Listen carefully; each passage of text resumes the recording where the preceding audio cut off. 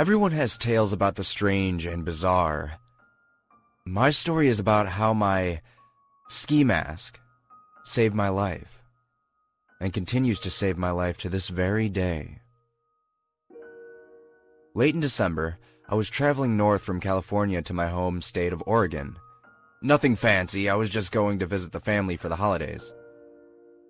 On my way north, I hit a small snowstorm. Nothing awful, just a lot of snow falling at once. I wasn't worried about the small increase of snow at first, considering I had snow tires installed before I started my long journey home. I did, however, get a little hesitant to drive when the snow started to really come down. The large amount of falling snow, coupled with the large amount of already littering the ground as I traveled higher into the mountains, caused me to consider finding a place to stay for the night. I figured I could get some sleep while the storm passed over. That and the fact that I could give my car's heater a break before it would decide to burst into flames, or worse, just stop working altogether. I scanned as much of the landscape as I could, but there were no buildings in the immediate area. The only other option I had for my predicament was to keep driving and hope there was a town or exit nearby that I could take in order to escape from the storm. I must have been driving for at least an hour before I saw a sign up ahead indicating how far the closest city was. My heart sank a little when I read 162 miles, as it flew by my windshield and vanished into the snowy night. At this point, the snow was beating against my windshield, and I knew I wasn't going to last 162 minutes, let alone miles. The digital clock on my radio read 1:21 a.m., and I decided that the next turnoff I saw, I would take and hope that I could find a neighborhood that will produce some results on my current endeavor. My thought process was either freeze to death in my car or stay the night at some random person's house. Weighing the two options in my head, I picked the only thing a sane person would pick and tried to find a house. Another 30 minutes flew by and still no luck finding a place to pull off. Just when I was starting to lose hope, I saw a turnoff in the distance. A small shape started to make its way closer into my headlights, and on further inspection, it was revealed to me that there were two wooden poles that possibly belonged to a fence. When I turned onto the road between the two wooden poles, the ground beneath felt rocky and rough, like I was traveling on gravel. I didn't drive for too long before I started to see a small cabin creep into my field of view. The lights in the cabin were off, but the place seemed to be in fairly good shape. I parked my car under a tall, wild-looking tree that took residence on the cabin's front lawn. Getting out of my car, I immediately grabbed my extra jacket and put it on, also pulling the ski mask I wore around my neck up over my ears to keep heat around my face. After putting my cap snug on my head, I trudged up to the cabin. As I traveled through the cold, windy night up to what I felt was my salvation, I immediately regretted not getting any gloves for my hands. Despite the irritation I had with my hands, my face and the rest of my body were comfortably warm, so I didn't have much room to complain. I stuffed my frozen hands deep into my pockets and continued my journey across the cabin's lawn. As I made my way to the door, I noticed something a bit odd. There was no indication of life anywhere. There wasn't even a car in the front yard. Taking my right hand out of my pocket, I knocked 3 times, waiting patiently before saying, "Hello? Is anybody there? I'm sorry to bother you so late at night, but I need a place to stay for a few hours." Nothing answered my plea for help, so I knocked 3 more times on the door, hitting my knuckles harder against the aged wood of the entrance. "Hello?" I said, again a little louder before continuing with, "I'm not here to rob you or anything. I just need a place to stay for the rest of the night. I promise I will be gone by sunrise." As I finished my last sentence, I touched the ornate metal door handle. noticing that the door seemed to be unlocked. I said in a loud voice, "I'm coming in now. If there's anybody in there, please let me know." I pressed the metal lever down, finding it a bit odd that the door was unlocked, and opened the door with little resistance on the other end, closing it behind me with about the same resistance despite the fact the door was really old. Looking around the area, I noticed the cabin had 5 rooms, the living room, which was the largest, a small kitchen, an even smaller washroom, and what I assumed were 2 small bedrooms in the back.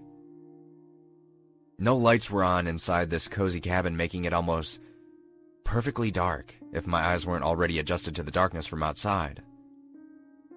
I decided the best thing to do would be to search for a light switch, so I took out my phone and turned on the flashlight app to scan the walls. Of course, my scan produced no results, however, and at the risk of losing precious battery power on my phone, I decided the best option would be to turn off the light and put my phone on airplane mode. Before turning off my light, I studied the paintings hanging on the wall that I glossed over in the initial scan. Each painting that crossed my sight was just typical landscapes of harbors, things like that. There was a painting that looked like a fox hunt or something similar, but other than that, it was just typical paintings you would see hanging on the walls around an elderly person's home. There was one painting, however, that did catch my attention. The painting was small and consisted of what looked like 2 adults, a mother, father, a teenage girl, and a small child.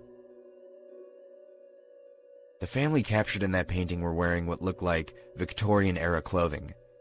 I'm only guessing about the clothes. I mean, they could have been from the 1800s or early 20th century. The point is that the clothing was very ornate and regal. There was something really disturbing about the image, though. The faces of each member of the family appeared as if they were smoothed over with clay. It's kind of hard to describe, I know, but the 3 family members looked like they had no facial features.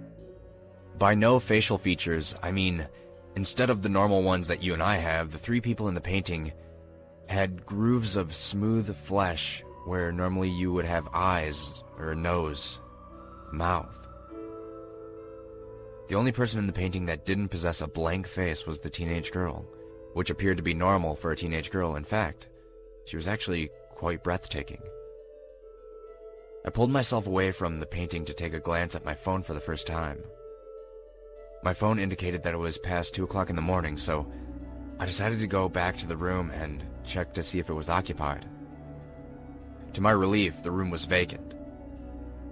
Besides a medium-sized bed, ornate dresser, and a nightstand, there wasn't much to go by. The walls were blank, apart more sappy paintings to give it a little more atmosphere, I suppose. Although there was no indication of a heating system, besides a chimney, the rooms were bearable enough that I figured I could just bundle up in my clothes under the covers in order to stay warm. I was only going to be there for a few hours anyway, so there wasn't much point in starting a fire, plus the people who owned the cabin would be back tonight considering how late it was. I hopped into the worn-out bed, facing the open door next to the other door, which I assumed was a closet, and pulled my ski mask completely up over my face to make sure my head would stay nice and warm for the rest of my stay. Pulling the fabric of my mask down slightly, I set the alarm on my phone for 4:30 a.m. and put it back down on the nightstand. I covered my face again and bundled up tightly with the sheets, closing my eyes and letting dreamland take me away until I woke up after what only felt like minutes, to the sound of scratching. My body froze as I heard the noise over and over again, softly coming from the closed door. I tried to relax, thinking that all the noises that I heard was just probably a rat or some other animal that was spending the night in the closet while the cabin's owners were away. Quietly, I shifted onto my back, pulling my ski mask down slightly so a little slit appeared, giving me a small window to look out at what was there. I laid on the bed, stiff as a board, with my cap and my mask covering my face in such a way that it acted almost like a visor. giving me a small peek at what was in the darkness. Thankfully, my eyes were still adjusted to the dark, which gave me a small amount of reassurance as I continued looking in the direction of the scratching noise. The scratching continued, louder and louder for what seemed like minutes until, just like that, it stopped. Silence filled the room again, but it wasn't a safe kind of silence. The deafening silence in the room was foreboding, ominous sort of silence. The vacuum of sound in the air was the type of silence that happens in a movie just before something jumps out at you. Just when I began to calm myself down, the doorknob to the closet began to jiggle and turn very slightly. My heart was racing out of my chest as I saw and heard that knob turn, and every inch of my body wanted to just bolt out of the bed and out of that cabin before whatever was on the other side of that door got out after me. I laid perfectly still on the bed, despite the fact that I had a cocktail of adrenaline, nerves, and instincts telling me to get the hell out of there. My eyes widened as the door to the closet opened slightly, and I saw what looked like a dried head attached to an elongated neck pop out of the opening, accompanied by a skeletal body. The thing that was emerging from the closet crawled on all fours out of the doorway and slowly made its way to the bed that I was sleeping in. I had never been more frightened in my whole entire life as the thing stood up, almost touching the ceiling of the cabin, and looking down in my direction. The creature stood there studying me as I peeked through the thin slits in my mask. Pure terror swirling around in my mind as I glanced up at the body of the creature.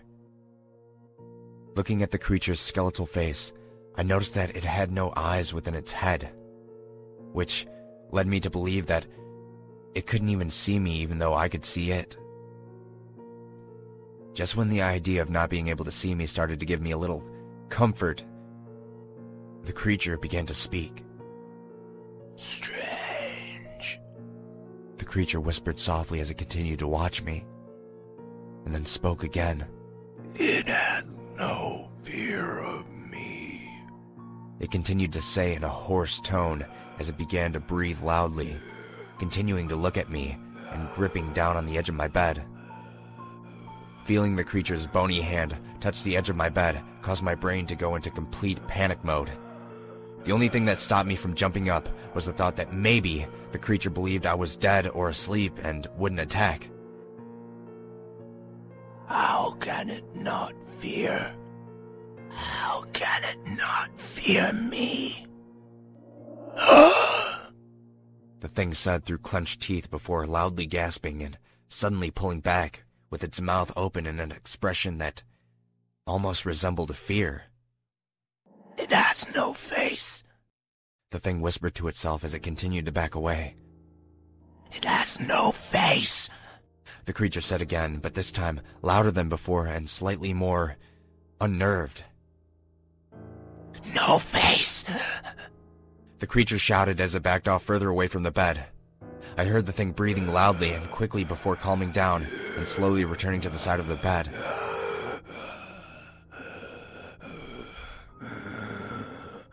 Leaning over me slowly, the creature continued to look at me before softly beginning to breathe on my face. I could smell its foul breath even through my mask.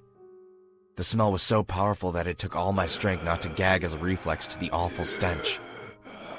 In my mind, I made the choice to keep motionless, and did not do or say anything that would compromise whatever illusion I was giving the thing that was currently studying me.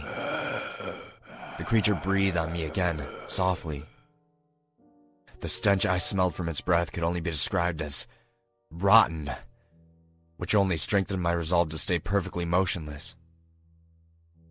"Strange," the thing whispered at me again, leaning in close to me to the point where I could see and smell its decaying flesh. The creature slowly reached for me,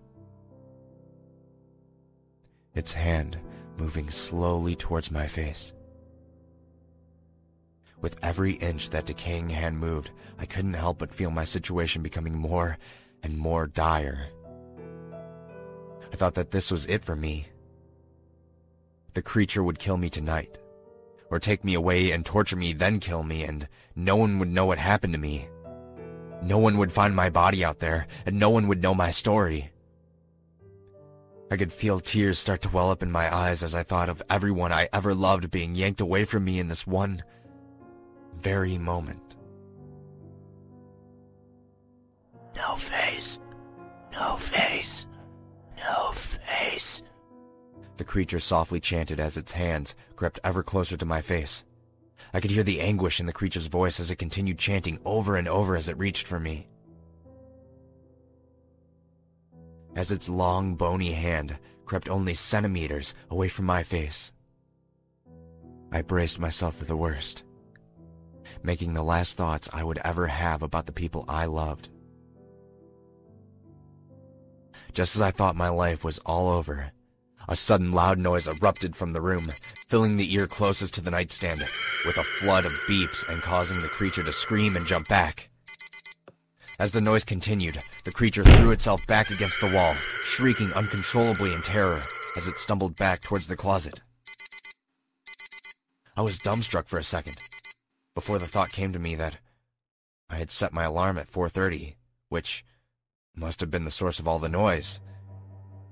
I jumped out of the bed, grabbed my phone, and pointed the lit-up screen at the monster as the alarm continued to ring loudly. The loud ringing caused the monster to shriek even more in confusion and terror as it retreated quicker as I approached. Seeing my chance, I activated my phone's flashlight and put it on strobe in order to disorientate the monster further. No face! No face! No face! No face! The creature shrieked at me as it withdrew to the safety of the closet. I continued to shine my light on the creature, and for the added effect, I started playing loud music as I continued to jab my phone into the monster's direction like a lion tamer. The thing threw itself into the dark recesses of the closet, and I shoved the door back, locking it after I slammed it closed. The shrieks coming from the monster started to get fainter and fainter, like it was almost retreating deeper into the house. No face! No face! No face! I could hear the creature yell out as it got further and further away. After hearing the last retreating words of the thing that terrified me the whole night, I bolted from the cabin at breakneck speed, jumping into my car and floored it off the gravel road. I was shaking all over as I drove, and when I pulled my ski mask further down to expose my skin, I was as white as the snow that littered the ground. I was so frightened by the whole experience. As soon as I pulled into the first town I saw, I parked my car and began to sob uncontrollably for a while. The experience that I had just been through would scar me for life, but as I wept in my car in the parking lot of a convenience store, I couldn't help but start to laugh a little in between my fits of crying. I got through my ordeal without so much as a scratch on me. Well, aside from the mental scratches, I was fine, I was alive, and I didn't have to worry anymore. After I finished with my whole episode of crying and laughing like an insane person, I entered the store, sniffling and wiping away the rest of my emotions.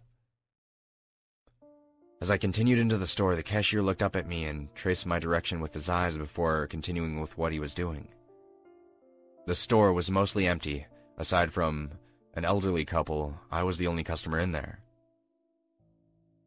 "Rough night?" the cashier said with one eyebrow cocked up while he scanned my items. "You have no idea," I said, looking out of the window at the sun breaking over the horizon. "I noticed you looked a bit upset when you came in. What happened? You get dumped or something?" he said, looking up at me as the register computed how much I owed him. Looking at the young man behind the register, he seemed to be a little younger than I was, although that didn't say much because even though I'm 22, I do look younger than my actual age. I looked at the cashier's name tag for a second before feeling that I had nothing to lose by telling him about the night I just had. The small name on his ID read Evan. And as I finished telling him my frightening tale, something odd happened. I expected him to burst out laughing or say that I was the best liar he had ever talked to. Instead of doing any of that, Evan just stood there. His skin milk white as he stared at me with an expression so horrified, he gave me the impression that he had just witnessed something get run over by a train or something. "Evan, you all right?" I said, looking into his eyes while we both just stood there, silently. "What? Oh, yeah, it's just, Evan began to say before his thoughts trailed off due to a new feeling that we were both being watched. I began to feel eyes burn into the back of my head before turning around to see the old couple I glanced at when I entered the store beforehand. The old couple possessed the same horrified expression that Evan had just a few seconds ago. They must have heard the whole story I told. After a few moments of silence, the old couple asked me what I knew about the cabin, to which I couldn't really say. I gave them the best description I could about what I saw. The couple proceeded to tell me about the cabin, how long it had been there, and that it was haunted by a presence so terrifying that the place was condemned and left to rot away after so many people disappeared there. They told me that no one who ever stayed in that cabin has ever been seen alive again, if they've ever been seen at all after their visit. "One of my best friends stayed the night in that cabin," Evan said quietly as he stared off into the distance, but continued his thoughts with, "I refused to go into the cabin. I knew something bad would happen if we went. I tried so hard to convince him that the dare was stupid and to not go in, but he refused to be labeled as a chicken and continued with the dare." Evan's eyes began to water as he continued with his story. "I never saw him again after that night. I kept calling his house, but his parents still couldn't find him. We put up flyers, billboards, but we never had any luck. After a few days, we contacted the police, and I told them about the cabin." Evan began to choke down his tears as he clenched his fist. "They found him in the basement of that cabin, sprawled out on the floor. His eyes were ripped out of his face. His nose had been removed, and his lips were sliced clean off. When they found him, he was naked with an incision in the bottom of his ribcage, down to his pelvis in the middle of his body. All of his organs were extracted from his body, and to add insult to injury, his genitals were sliced clean off. But you want to know the worst part of it all? When the police did the autopsy on the body, they found that he was alive during the whole process." Evan winced as he remembered the whole gruesome sight and said, "They never found who or what did it. There was no DNA evidence to convict anybody. They didn't find the tools that made the incisions, and they didn't find anything." Evan clenched his fist tighter on the table before the old man, listening to our conversation, put his hand on Evan's shoulder to reassure him that it was going to be all right. As he comforted Evan, he looked at me and said, "People have been disappearing from the area for decades. Maybe even centuries for all we know, but the bodies always end the same gruesome way. I don't care who you are. No one deserves something like that happening to them. They should just torch that damn place to the ground." The old lady joined her husband's side and looked at me with the most foreboding face I had ever seen. "If your story is true, you should consider yourself the luckiest man on the face of the earth. In all my years of living, you are the only one to go into that cabin and emerge alive," the woman said, gripping onto her husband's hand tightly as she spoke to me.